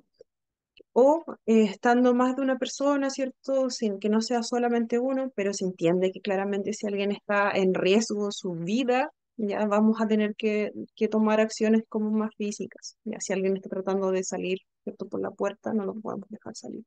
Estamos solos, claramente vamos a tener que actuar. Ya, pero siempre tenemos que cuidar y resguardar también como adultos, ¿cierto? El evitar el ser invasivos y tocar. Ya. Si vemos que alguien está como muy agitado, ya, y si no se está poniendo en riesgo su integridad física, ya, lo que siempre tenemos que hacer, ¿cierto? Es procurar mantener la calma. En el caso, ¿cierto? De que este niño se esté golpeando a otro, también, como adultos, siempre nosotros tenemos que estar muy calmados, ya, no tímidos, ya, no nos olvidemos de eso. Nunca tenemos que mostrar una actitud como tan tímida, ya, o, o quizás ser muy prepotente, gritarles, ya eso puede ser mucho peor. Tratar de mantenerse en toda esta, como le decía, esta actitud que es calmada, porque también va a ayudar al niño a sentirse mucho más cómodo. Puede ser que en estas crisis ni siquiera nos escuche, también puede pasar que el niño está tan encerrado en sí mismo, ya que puede ser que no atienda lo que nosotros le estamos diciendo en ese momento. También puede pasar, pero siempre tenemos que procurar, ¿cierto? Mantener una voz que sea con un matiz mucho más neutro, ¿ya? Manteniendo una postura corporal mucho más relajada, ¿cierto? Eh, ya si vemos que este niño o niña, por ejemplo, si estamos en una situación donde está como muy aislado, está retraído, ya quizás lo podamos apoyar, ¿cierto? Manteniendo la calma y siempre guardando la distancia física. Ya no podemos ser tan invasivos, quedarnos como tan pegados, ¿cierto? ¿Ya? O ya ofrecer, ¿cierto? Realizar algún otro tipo de actividad, como cambiar el foco, pero ya eso recién va a ser, por ejemplo, si un niño está como muy agitado físicamente, ¿cierto? No ganamos mucho con ofrecerle otro tipo de actividades para cambiar el foco, no nos va a escuchar. Lo que podemos hacer, ¿cierto? En este momento, y que idealmente, ¿cierto? Si es posible, establecer, ¿cierto? Un espacio de contención dentro del aula o dentro del colegio. Y acá, ¿cierto? Le puse como ejemplo un rincón de la calma, ya que en muchos colegios he visto que existe este rincón de la calma, donde hay algunos libros, donde el piso es blandito, ¿cierto? Se usan como este tatami o algún tipo de estas alfombritas plásticas. Ya hay algunos cojines, ¿cierto? Y algunos objetos que no sean tan extremadamente llamativos, pero que sí sirvan para que los niños puedan calmarse en esos momentos. ¿Ya? Entonces, es cierto, si existe dentro del establecimiento, de la sala de clases, este espacio, ya es un ideal para que el niño en estas situaciones se pueda trasladar hasta ahí. ¿Ya? Si idealmente pasa que al trabajar, ¿cierto? Dentro de las aulas, ya si hacemos alguna actividad, podemos utilizar este rincón, ¿cierto? para hacer algún tipo de taller, ¿cierto? Que sea mucho más trabajar las emociones, ¿cierto? Ese mismo juguete que está ahí, ¿cierto? Es un monstruo de las emociones. Se ocupa para, se los voy a mostrar ya más adelante cuando nos toque esa clase que es específica de emociones. ¿Ya? Se utiliza mucho para trabajar todo este tema de mantener la calma. Entonces, si ya nuestros estudiantes reconocen este rincón, ¿cierto? Este sector del aula, y para poder calmarse, puede ser que ellos mismos acudan a ese lugar. Sobre todo, ¿cierto? En estas situaciones cuando se empiezan a sentir muy abrumados, van a buscar solos quizás. Si ya lo conocen, ¿cierto? Y si ya se familiarizaron con este lugar, van a buscar ellos mismos estar ahí. ¿Ya? Entonces, ese caso, para nosotros, ¿cierto? Que estamos trabajando ahí, va a ser súper fácil identificar que se está sintiendo mal si es que acude a este rincón. ¿Ya? En ese caso, ¿cierto? Si vemos que, por ejemplo, estamos en una actividad y el niño se levanta y se va para allá, ya puede ser que esté en medio de una crisis y no lo hayamos notado. ¿Ya? En los establecimientos que cuentan con estos espacios es tremendamente bueno. ¿Ya? Otro tipo de crisis también puede ser también que este niño que esté como muy, que parezca que está teniendo una pataleta, ¿cierto? Quizás es invitarlo, ¿cierto?, a pasar a este tipo de espacios, ¿ya? No dejarlo ahí solamente, ¿cierto?, tan agitado, o haber un momento, como les decía, que este tipo de comportamiento igual no es tan extenso. Cuando tienen esta agitación motora de mucho llanto, no es tan extenso. Ya puede pasar que en algún momento baje un poco y el momento para que vuelva a la calma al 100%, podemos ofrecerle, ¿cierto?, este tipo de sectores. Entonces ahí, ¿cierto?, es donde realmente se va claramente si ya bajamos cualquier tipo de estímulo que pueda haber ocurrido, ya porque si está el estímulo ahí y está el niño totalmente descompensado, ¿cierto?, no vamos a tener muchos resultados. Va a continuar la situación y va a ser súper difícil de abordarlo, ¿ya? Pero si ya se eliminó el estímulo y está este lugar, idealmente, ¿cierto? Lo invitamos, ¿cierto?, a pasar ahí, o cuando ya sabemos cómo manejar, ¿cierto?, la situación, ya sabemos más o menos cómo es la rutina que tiene este niño en cuanto a comportamiento, puede ser que solo se vaya ya. Si nosotros realizamos cualquier tipo de taller, siempre le tenemos que comentar y mostrar a los niños que existe este tipo de lugares, que acá nos vamos a sentir en paz, que va a ser nuestro lugar seguro, ¿cierto? Al irlo practicando, incluso niños muy pequeños reconocen este tipo de espacios como lugares seguros, ya para que los tengamos presentes. Y en el caso de que no existan, ya siempre conversarlo también con los demás profesionales. En caso de que no exista este lugar, ¿cierto? Saber qué es lo que se puede hacer dentro del mismo colegio. Ya quizás habilitar un lugar sería es como el ideal de todos, pero en caso de que no exista, ¿cierto? Quizás tienen algún otro espacio dentro del patio, quizás algún lugar que le pueda servir a los estudiantes para el mismo propósito. Ya, pero siempre lo más importante es eliminar los estímulos y no llegar a la contención física si es que no es un caso, pero totalmente que escape de todo tipo de control. ¿Ya? Si vemos que la persona se pone en peligro o pone en peligro a otro o se está provocando algún tipo de daño, y ahí recién se toma esa medida. Y ahí no está contemplada. Así que siempre conversémoslo cuando estemos en el establecimiento, ¿sí? Conversémoslo con los demás qué es lo que podemos hacer. Mientras tanto, ¿cierto? Mantener siempre la calma, no entrar en pánico, ¿ya? ¿Cierto? Mantener nuestro tono de voz muy neutro, mantener nuestra postura, aunque claramente podemos estar nerviosos al principio, ¿cierto? Pero siempre tenemos que mostrarnos como los adultos que somos, ya manteniendo este tono de voz, ¿cierto? Así, por ejemplo, como de la forma en que le estoy hablando yo ahora, ¿cierto? Es un tono de voz que tiene un tono, ¿cierto? Que no es muy alto ni muy bajo, ¿cierto? No le estoy gritando, no les estoy tampoco mostrando una actitud tímida, ¿cierto? Es algo súper neutro, ¿no?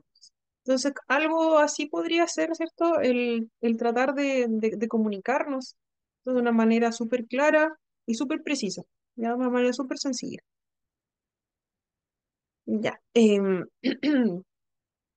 Ya, entonces, ¿cierto? Si existe este rincón de la calma, a enseñarles, ¿cierto? Ir trabajando actividades para que los niños puedan reconocer que en cualquier momento de crisis o cuando se sientan abrumados, pueden recurrir a él. ¿ya? Este espacio debe estar, ¿cierto?, decorado con no tantos elementos, que no sean tan llamativos, que no tenga tantos adornos, ¿cierto? No tenga tantos juguetes. Ya puede tener almohadas, puede tener algunas mantas que sean suaves, libros o algunos juguetes que sean mucho más sensoriales, que no sean eh, estos juguetes como tan rígidos, ¿ya? Entonces, ¿cierto? También otro factor súper importante es tener un entorno que sea mucho más predecible y estructurado. Recordemos, ¿cierto?, que les comentaba que la ansiedad es un factor que predomina bastante, ¿cierto?, como concomitante, acompaña mucho al trastorno de espectro autista. Entonces, ¿cierto?, les comentaba que lo ideal es tener, ¿cierto?, la hora, ¿cierto?, el irles comentando igual a los niños cuánto falta para el recreo, faltan tantos minutos, cuando el reloj llegue acá, si todavía no saben ver la hora, cuando el reloj llegue acá, ¿cierto?, este palito llegue a este punto, ya vamos a ir a almorzar. Cuando llegue a este punto van a faltar unos minutos, va a faltar poquito para ir a almorzar o para irnos para la casa. ¿Ya?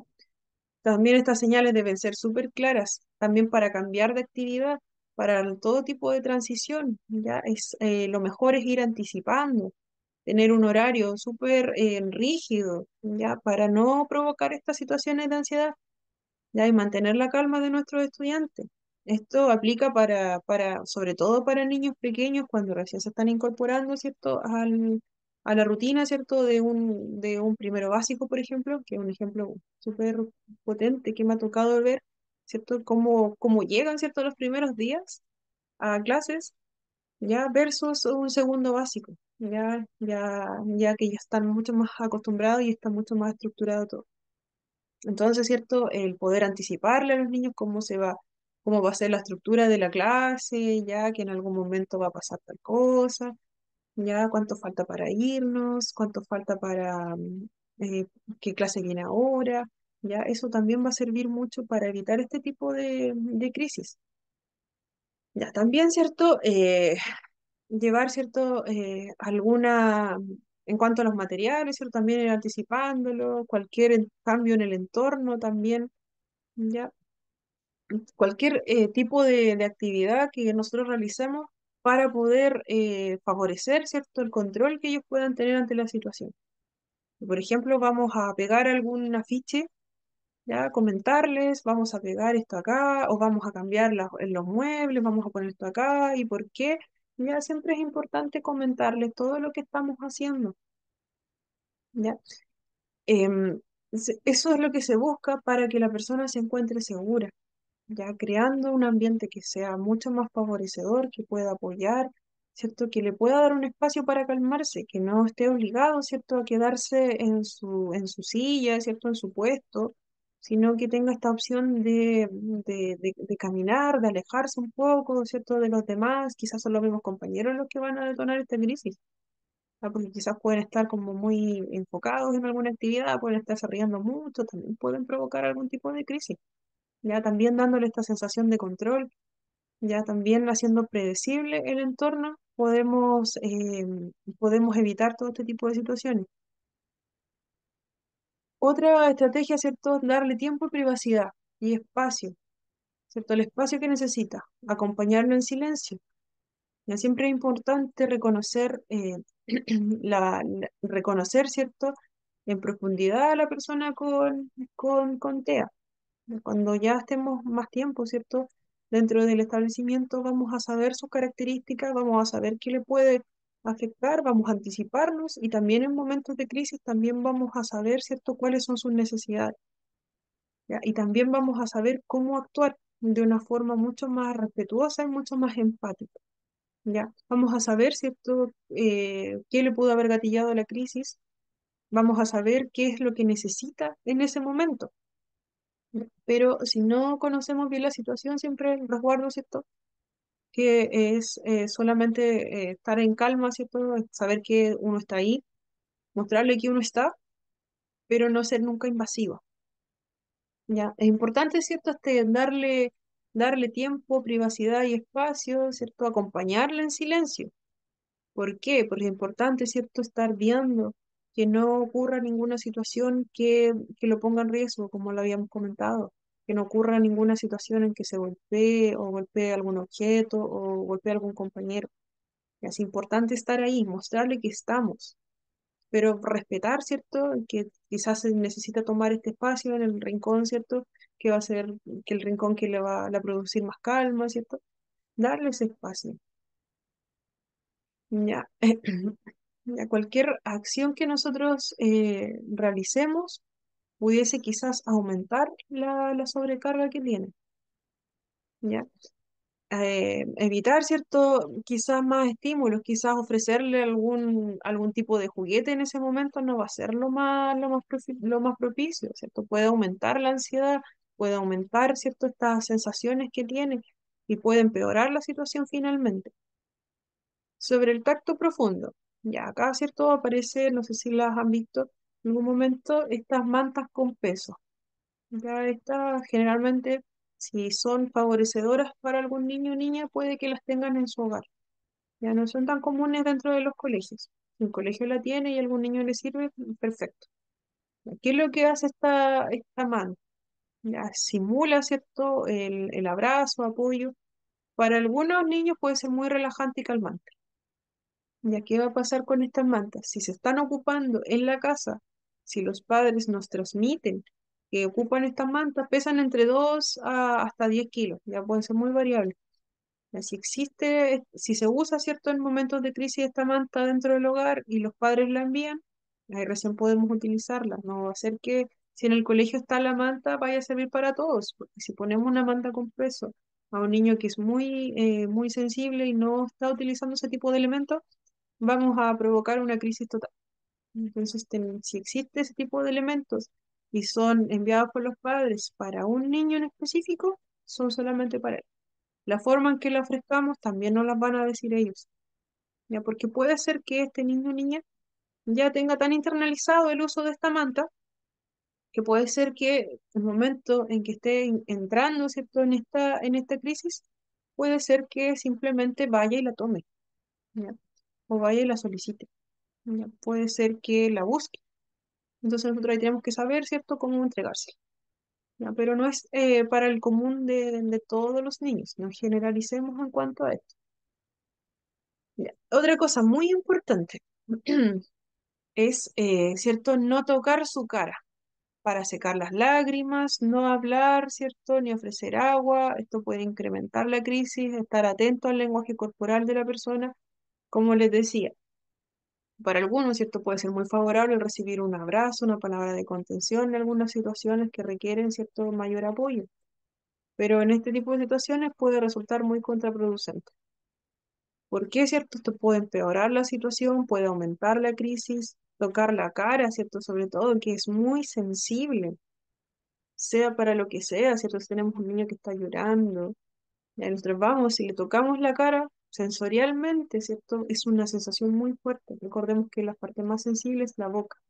Si vamos a tocar la boca, en ese momento vamos a pillar una situación súper compleja. Ya podemos aumentar la crisis, puede ser muy grande la molestia, puede aumentar mucho la ansiedad en este niño o niña. Ya, tampoco es una opción, ¿cierto?, ofrecer agua o algún otro elemento, ya porque puede ser como muy abrumador en ese momento para ese niño o niña. Recordemos que nosotros tenemos que estar, pero vamos a estar, ¿cierto? Mostrarle que estamos y recién nosotros vamos a ofrecer nuestro apoyo cuando veamos que ya se calma un poco la situación. Ya si estamos en esta situación, ¿cierto? Donde el niño está como mucho más, ya lo vemos, ¿cierto? Que su postura cambió, ¿cierto? Y ahí recién nosotros podemos intervenir. Ahí recién nosotros podemos ofrecerle algo. Recién podemos ofrecerle este pañuelo, ¿ya? Pero que el niño lo tome, ya no vayamos nosotros y le vayamos a tocar la cara, que ya vemos que la crisis pasó, pero podemos gatillar una nueva. Entonces es súper complejo en ese tipo de casos. ¿Ya? O le podemos ofrecer algo, ¿cierto?, que sea de su agrado en ese momento. Pero como decía, ya vamos a saber esas cosas cuando lo conozcamos. pero siempre estemos atentos, ¿cierto?, al mensaje corporal que tenga este niño o niña para saber cuándo le vamos a poder brindar apoyo. Antes de eso, acompañemos. Acompañemos con respeto, ¿cierto? Y en silencio. Ya le vamos a poder ofrecer cosas, pero no ese es el momento. No nos va a escuchar o podemos grabar las cosas. Ya, en cuanto a los desafíos socioemocionales comunes en relacionados con las personas autistas, ¿cierto? Nos habla, ¿cierto? Entendiendo y expresando emociones. Los niños autistas, ¿cierto? A menudo tienen dificultades para interpretar y responder apropiadamente a las emociones de los demás. Esto igual ya lo vimos un poquito, ¿cierto? Y que nos dice, ¿cierto? Que los niños autistas, ¿cierto? Puede ser que tengan estas dificultades para entender, ¿cierto? Y responder a las emociones de otras personas. Y quiere decir que pueden quizás no darse cuenta de que una persona está triste, feliz o enojada, o pueden, ¿cierto?, no saber cómo reaccionar en ese momento. Y es súper importante que los demás entiendan que cuando un niño autista, ¿cierto?, actúa de una manera diferente en las situaciones sociales a las que estamos acostumbrados, no lo hace por ser grosero, ¿cierto?, o indiferente a propósito. Eso es súper importante también hacerlo saber a los demás compañeros, que no es que no saben, ¿cierto? Cuando aún no están se están conociendo recién, no saben qué le está pasando a su compañero. Ya puede ser que digan em, que este compañero no nos quiere o tenemos algo que no le gusta, por eso es así con nosotros. No es solamente la forma en que expresa sus emociones, es el estilo de comunicación que tiene la persona autista. Es como si hablara un idioma distinto, ¿cierto? Pero claramente requiere mucho más tiempo, requiere mucha más comprensión para aprender a comunicarse de una manera que sea la que está acostumbrada, ¿cierto?, a la población que es mucho más neurotípica. Poniendo, ¿cierto?, atención a expresiones faciales. Los niños autistas, ¿cierto?, pueden escanear la cara de una persona de manera diferente que a sus compañeros, ¿cierto?, con desarrollo neurotípico. Normalmente, alguien, ¿cierto?, se va a enfocar en los ojos de la persona, luego pasa al resto de la cara. En cambio, en el niño autista ya se va a enfocar únicamente, por ejemplo, en la boca de la persona. ¿Ya? Por ejemplo, ¿cierto? No lo va a mirar a los ojos, ya, porque sensorialmente esta sensación, como lo habíamos comentado, puede ser muy intensa. Esto ocurre en la mayoría de los casos. Perdón. Ya, por ejemplo, ¿cierto? Es natural que cuando una persona neurotípica está conversando con otro, inicia la conversación, entonces miramos a los ojos y luego miramos al resto de la cara. ¿Ya? Es algo común, ¿cierto? Que nosotros aprendemos y es necesario también para nosotros para saber, ¿cierto?, qué es lo que nos quiere decir la otra persona. Facilita la comunicación el poder observar, ¿cierto?, la cara y los gestos de la otra persona. Pero en el caso de las personas con trastorno espectro autista, se pueden enfocar en otra parte de la cara. ¿Ya? Eso es como tuviesen una forma distinta de escanear al otro. ¿Ya? Puede ser que el mirar a los ojos, ¿cierto?, le resulta demasiado incómodo, demasiado abrumador sensorialmente. Ya nos entrega mucha información nuestra mirada.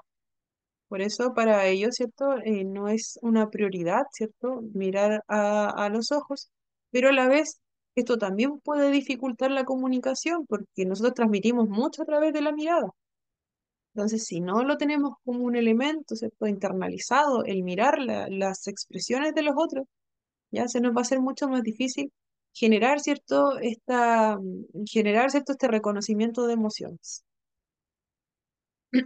Participando, ¿cierto?, en la atención conjunta. La atención conjunta, ¿cierto?, donde dos personas enfocadas activamente en la misma cosa, ya mientras se enfocan la una en la otra, ya puede ser un reto para los niños autistas, ya que preferentemente tienen un hiperfoco en su atención, ¿cierto?, o monotropismo al realizar una tarea. El monotropismo se refiere a una tendencia de las personas con TEA a centrarse intensamente en un número limitado de intereses o actividades. Y el hiperfoco es un término que describe la capacidad de una persona, tanto autista como no autista, para concentrarse profundamente en una tarea o actividad específica durante un tiempo prolongado. En realidad, ¿cierto? Nos dice que hay dificultades, ¿cierto?, para trabajar en esta atención conjunta, que puede ser donde participe con otra persona u otras personas en una misma actividad, ya que se da, ¿cierto?, que los niños principalmente con TEA realizan actividades en solitario. ¿Ya? Entonces, ¿cierto? Hay una dificultad, ¿cierto? En este juego o en este tipo de actividades que van a ser necesariamente realizadas por más de una persona. ¿Ya? ¿Por qué? Porque existe este monotropismo, ¿cierto? Que es esta tendencia a centrarse, ¿cierto? Intensamente en un número que va a ser muy limitado de intereses o actividades. ¿Ya? Y también está el hiperfoco, ¿cierto? Que es una característica que puede existir en personas que no tienen TEA, pero que es mucho más marcada en las personas con TEA, ¿cierto? Que es este centrarse, ¿cierto? Y dejar pasar el tiempo y solo me centro en los intereses que a mí me gustan. Ya, entonces, ya, y también, ¿cierto? Señalar, ¿cierto? Es uno de los primeros signos de que los niños pequeños, ¿cierto? Inician la atención conjunta, por lo que la falta de señalar a un año puede ser una señal de alerta. Ya el indicar, ¿cierto? Con el dedo, ¿cierto? Algo que vamos aprendiendo cuando somos muy pequeñitos, ¿cierto? Nos dice que si al año no está desarrollado este indicar, ya puede ser que esté afectada esta atención conjunta. Y es un signo de alerta para estudios, ¿cierto? Del trastorno espectro autista. Es uno más de los que se vienen a sumar a los que ya mencionamos. Recordemos que este indicar, ¿cierto? Quiere decir que estamos invitando al otro a participar en nuestro interés. Que puede ser cualquier cosa cuando somos pequeños, en realidad, si queremos que nos pasen algo o queremos compartir algún tipo de comida, cualquier cosa puede ser. Otras habilidades sociales, ¿ya? Otras áreas en que los niños autistas tienden a tener desafíos son, ¿cierto? Entender la perspectiva o la intención de otros debido al lenguaje implícito. Recordemos, ¿cierto?, que la manera de comunicarse puede estar muy enfocada en lo que necesitan, ¿cierto? O les interesa en ese momento. No siempre piensan en las necesidades o sentimientos de los demás porque tienen una dificultad en la comprensión, ¿cierto? De cómo funciona entender lo que quieren los demás. Ya no es porque no quieran, ¿cierto? O no es porque simplemente le caiga mal el compañero. Imaginamos, ¿cierto? A un niño pequeño con autismo en el colegio que está jugando con un juguete que le gusta mucho y otro niño se le acerca y quiere jugar también. Y es posible que el niño con autismo no comparta su juguete o no se dé cuenta que el otro niño también quiere jugar, solamente por eso. Ya no va a ser como la relación común, ¿cierto? Que tenga un niño, ¿cierto? Que tiene un juguete, que va a otro y el otro entiende que el otro niño quiere jugar. Ya, pero puede ser que este niño simplemente pase por alto las señales que le está enviando su compañero. ¿Ya? Ahora también pensando en un adolescente, ¿cierto? Que se encuentra en el colegio, ya que puede estar hablando de su tema favorito, puede estar hablando con mucha emoción, es posible que ni siquiera note si los demás están interesados en lo que está diciendo, ¿ya? O si los demás quieren cambiar de tema. Esto claramente, ¿cierto? Para los demás, ¿cierto? Va a ser súper difícil de comprender. Ya puede ser que este adolescente esté hablando de su tema favorito todo el rato y ya nos esté contando con lujo de detalle lo que son los superhéroes ya. Y puede ser que los demás quieran cambiar el tema hace mucho rato y ni siquiera se haya dado cuenta porque está tan inmerso, ¿cierto?, en esta conversación de sus intereses que puede ser que no, puede ser que no dé, ¿cierto?, con lo que quieren los demás. Ya, por eso mismo, ¿cierto? Nos dice que puede haber dificultad, ¿cierto?, al relacionarse cómodamente con nuevas personas, participar en actividades de toma de turno, incluida la conversación, ¿cierto? O también puede ser que que no respeten los turnos para hablar, es lo mismo que le había comentado. Ya, diferenciar también sus propios sentimientos con los de otros, el uso de las referencias sociales, mirando a los padres o cuidadores para ver cómo responden cuando se enfrentan a eventos desconocidos o inesperados. Una técnica que ocupan bastante los padres o cuidadores, ¿cierto? Es invitar, ¿cierto? A los niños con TEA, ¿cierto? A responder a estas actividades sociales, ¿ya? Para que vayan aprendiendo cómo pueden responder ante una situación, ¿ya? Para así también ir forjando otras áreas.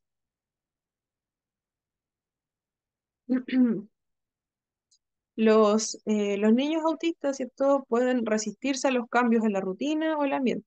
Hoy estamos en la hora. Ya, hoy esta última diapositiva y los dejo y la última la dejamos para la clase siguiente. Los niños autistas, ¿cierto? Pueden resistirse a los cambios en la rutina o en el ambiente. Tener un comportamiento repetitivo, como dar vueltas, agitar las manos, mostrar una emoción negativa no deseada, luchar para autorregularse, que es lo que veíamos recién, tener apego inusual a cierto objeto, ya experimentar ansiedad o retraimiento social. Ya los niños autistas, ¿cierto? Tienden a resistirse a los cambios, ya son muy apegados a la rutina, ya, por varias razones, porque tienen esta necesidad de que el ambiente sea predecible, ¿cierto? Los cambios repentinos pueden generar ansiedad o confusión, ¿cierto? Porque van a interrumpir este poder predecir el que va a pasar. También pueden haber dificultades en la flexibilidad cognitiva. Esto puede ser que sea mucho más difícil aceptar o adaptarse a los cambios, también por la misma sensibilidad sensorial. Ya los niños con TEA especialmente pueden ser muy sensibles a los cambios sensoriales del entorno, ¿cierto? No saben si se van a enfrentar a quizás mucho ruido, quizás muchas luces, quizás texturas nuevas. Ya eso les puede generar mucha ansiedad, ¿cierto? El cambiar de un lugar a otro o ir a un lugar nuevo puede ser completamente abrumador para ellos. ¿Ya? También, ¿cierto? También son apegados a la rutina por estos intereses o actividades repetitivas. Algunos niños, ¿cierto? Tienen estos intereses muy marcados, ya pueden ser muy específicos para ellos. Tienden, ¿cierto? A participar en actividades repetitivas. Quizás, ¿cierto? Se les haría difícil desarrollarlo, por ejemplo, si tienen una colección de algún elemento, algún juguete en su casa, ¿cierto? Prefieren estar ahí, ¿cierto? Que cambiar, ¿cierto? Ir a otro lugar donde no los puedan tener o no los puedan llevar. Eso es súper importante. Debido a que el autismo, ¿cierto? Es común, ¿cierto? Se han desarrollado varias intervenciones para abordar los desafíos socioemocionales, que estas pueden ser dirigidas por varios profesionales.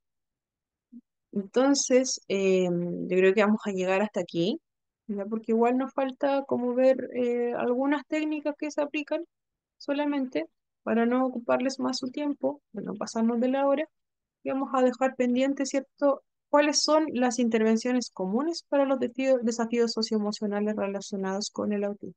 Eso lo vamos a dejar pendiente para la próxima clase, ¿ya?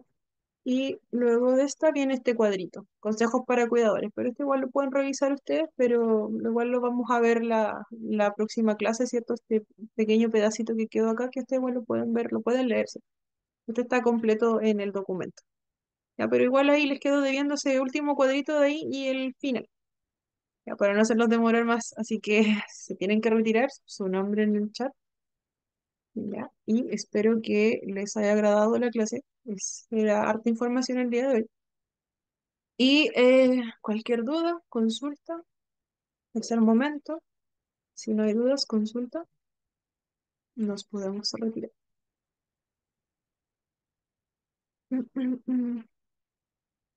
Me dejan sus nombres, sí, a medida que se vayan retirando en el chat. Y cualquier información, ya les comenté, ¿cierto? Para las personas que no estaban, buenas noches, dice Mati. Que para las personas que no realizaron su evaluación, van a tener Buenas ese noches, plazo extraordinario. profesora, que tenga buenas noches. Gracias Buenas por la noches, clase. buenas noches, que estén muy bien. Ya, evaluaciones atrasadas, una Buenas vez que noches. terminemos el módulo, las van a poder rendir, así que no estén tan preocupados con eso. Ya les van a tener una oportunidad para hacerlo, no se preocupen. Ya, buenas noches a todos. Me voy a quedar un ratito más aquí para esperar que todos se puedan anotar y voy a